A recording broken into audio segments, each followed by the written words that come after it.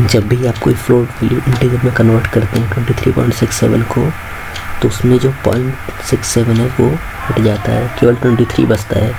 यानी कि आपकी जो पहली वैल्यू थी, पूरी वैल्यू फ्लोट क्योंकि ज़्यादा एग्जैक्ट होता है, तो आपकी जो पहले वैल्यू थी वो आधी लूज़ हो गई। तो इसीलिए जब टाइप कन्वर्जन करते हैं तो बहुत ध्यान से करना चाहिए। मीन्स अगर कोई बड़े रेंज की वैल्यू है तो उसको स्मॉल रेंज में कन्वर्ट करने से बचना चाहिए, नहीं तो हमारी जो वैल्यू है वो खो जाती है। इसीलिए फ्लोट को इंटीजर में कन्वर्ट सिचुएशन के अकॉर्डिंग देख के किया जाता है। नेक्स्ट टॉपिक है आपका डीबगिंग। डीबगिंग होता है कि अपने प्रोग्राम में मिस्टेक्स को फाइंड करना। ये आवश्यक नहीं है कि प्रोग्राम को आप रन करेंगे उसमें एरर आएगी तब आप समझेंगे। आपको इतना स्मार्ट होना चाहिए कि प्रोग्राम को चलाने से पहले ही आप प्रोग्राम को एनालाइज करें कि उसमें क्या एरर आ सकती है, कैसे आ सकती है। वो आप कैसे एनालाइज कर पाएंगे जब आपको प्रोग्रामिंग के रूल्स पता होंगे। इसीलिए आपको प्रोग्रामिंग से पहले उसके बेसिक रूल्स और स्ट्रक्चर बताया जाता है। जैसे यहाँ पे है कि a programmer can make mistake while writing a program. यानी एक प्रोग्रामर, अगर आप एक प्रोग्राम लिख रहे हैं तो आप एक प्रोग्रामर हैं, और जब आप प्रोग्राम लिख रहे हैं तो आपसे मिस्टेक हो सकती है। तो इस कारण से प्रोग्राम एग्जीक्यूट, जब आपका प्रोग्राम चलता है तो उसे एग्जीक्यूट होना कहते हैं। जो उसका आउटपुट आता है उसका मतलब है कि वो एग्जीक्यूट हो रहा है। अगर कोई एरर आ रही तो प्रोग्राम या तो एग्जीक्यूट नहीं होगा या मे जनरेट रॉन्ग आउटपुट। या तो आपका प्रोग्राम एग्जीक्यूट नहीं होगा, एरर आएगी, या चल जाएगा तो उसका आउटपुट गलत आएगा क्योंकि आपका लॉजिक गलत होगा। जब भी उसमें एरर आएगी तो हो सकता है कि आपने कोई स्पेलिंग मिस्टेक की हो, तो उसका टाइप अलग होता है, उस एरर का टाइप। और जब भी आपका प्रोग्राम चल रहा है लेकिन आपने लॉजिक गलत लगाया है तो वो अलग टाइप होता है।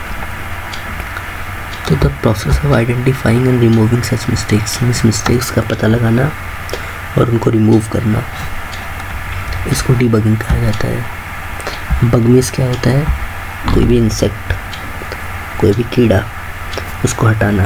मीन्स कोई भी प्रॉब्लम है कोड में तो उसको रिमूव करना। अब एरर आपकी 3 टाइप की होती है, पहले सिंटैक्स एरर, फिर लॉजिकल, फिर run time error. Syntax error क्या होती है? सिंटैक्स एरर हर प्रोग्रामिंग लैंग्वेज के अपने रूल्स होते हैं। तो अगर पाइथन में आप कोई अलग तरह से कोई प्रिंट कर रहा है तो दूसरी लैंग्वेज में जावा में अलग तरह से प्रिंट हो रहा होगा वो। तो सबका अपना, तो उसको क्या कहते हैं, सिंटैक्स। यानी जैसे सपोज आपकी कोई भी स्पेलिंग है कि PRINT रहेगा या यहाँ प्लस होगा, यहाँ पे ये यूज़ होगा, तो उसको सिंटैक्स कहा जाता है। तो सबका अपना सिंटैक्स होता है। तो उसी के अकॉर्डिंग जैसे आपको प्रोग्राम कुछ भी लिखना है तो पता कौन लगाएगा कि ये प्रोग्राम पाइथन में है कि किसमें है। उसी को ही कंपाइलर या इंटरप्रेटर कहा जाता है। जो आप डाउनलोड कर रहे हैं या जो आप पढ़ रहे हैं उसका मेन जो मतलब है कंपाइलर है।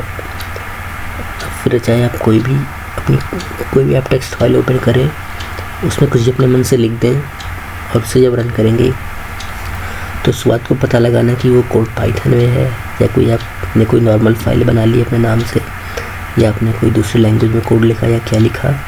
तो ये सारा काम जो होता है वो रन टाइम पे पता चलता है कंपाइलर के थ्रू। तो सिंटैक्स को पढ़ा जाता है, फिर से समझा जाता है। तो उसको जिसने बनाया होगा उसने बहुत हार्ड वर्क किया होगा।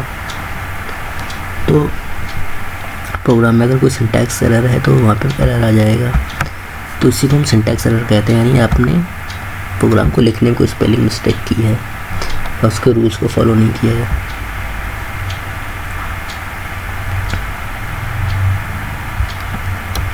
ये होती है आपकी लॉजिकल एरर, जहाँ पे आपने लॉजिक गलत लगाया है।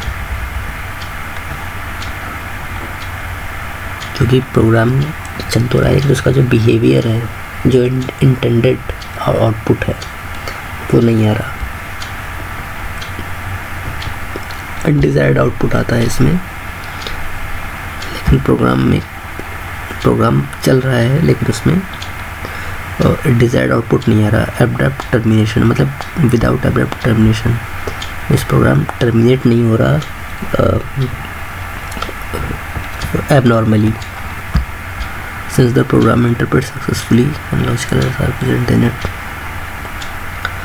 तो लॉजिकल एरर को फाइंड करना सबसे टफ होता है क्योंकि सिंटैक्स आपका पूरा सही है लेकिन आउटपुट नहीं आ रहा, तो ज़रूर कहीं ना कहीं लॉजिक में एरर होगी, तो आपको पूरा प्रोग्राम चेक करना पड़ता है। पूरा जो भी लॉजिक आपने लगा रखा है, प्लस माइनस या जो भी आपने मैथमेटिकल ऑपरेटर यूज़ किया है, जो भी बूलियन ऑपरेटर है जो भी यूज़ किया है। जैसे सपोज एक कॉमन मिस्टेक ये है कि आप प्रोग्राम में लिख रहे हैं 10 + 12/2, आपको 10 और 12 का एवरेज निकालना है। तो कैसे एवरेज निकालते हैं लोग जनरली? 10 + 10 10 + 12/2, मतलब दो नंबर को लिख लो, उनको ऐड कर दो, अपॉन 2 कर दो, तो उसका एवरेज आ जाएगा। लेकिन इसको लिखने का तरीका होता है, प्रोग्राम में एक वे होता है। जैसे आपने इसको ब्रैकेट में नहीं डाला और लिखना आपको ऐसे ही चाहिए और लिख दिया आपने ऐसे, इसका अर्थ क्या होगा कि 10 + 12/2, यानी ये पहले इवैल्यूएट होगा क्योंकि जो इसकी जो प्रायोरिटी होती है डिवीजन की वो प्लस से अधिक होती है, इसलिए इसका एक ग्रुप बनेगा। इसका आंसर आएगा 6 और 6 जब 10 में ऐड होगा तो आंसर आएगा 16। और आप चाहते क्या थे कि आपका आंसर आए 11, 10 और 12 का एवरेज होगा 11 की जगह 16 आ रहा है क्योंकि आपने लॉजिक गलत लगाया था। तो ये कुछ है प्रॉब्लम्स आपके। लॉजिकल एरर को हम सेमेंटिक एरर भी कहते हैं क्योंकि सेमेंटिक का अर्थ होता है मीनिंग। सेमेंटिक मीन्स क्या होता है? मीनिंग, यानी आपकी मीनिंग प्रोग्राम की सही नहीं निकल रही है।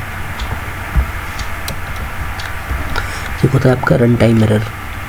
रन टाइम एरर क्या होता है कि प्रोग्राम चलते चलते रुक गया या फिर प्रोग्राम को चलने में कुछ प्रॉब्लम आ रही है। ये प्रॉब्लम कब आ सकती है कि जब आपकी कोई भी एरर वहाँ पे दिख नहीं रही है, मतलब प्रोग्राम चल रहा है लेकिन वो रुक नहीं रहा, मीन्स जैसे कॉन्टीन्यूसली चल रहा है या कुछ ना कुछ प्रोग्राम एग्जिट कर जा रहा है या हैंग कर जा रहा है, तो उसको हम कहते हैं रन टाइम एरर। या चलते चलते एकदम फ्रीज हो गया उसको, बस आपका आउटपुट जनरेट हो रहा है लेकिन वो समझ में नहीं आ रहा। जैसे आपने 5/0 लिखते हैं तो 5/0 का आंसर क्या होगा? इनफाइनाइटी। लेकिन इसको लिखना भी एक तरह से इनवैलिड है, आपको कोई नंबर 0 से डिवाइड नहीं करना चाहिए। एक एरर होती है अपने आप में, इसे आप रन करेंगे तो प्रोग्राम में ऐसे एरर आएगी।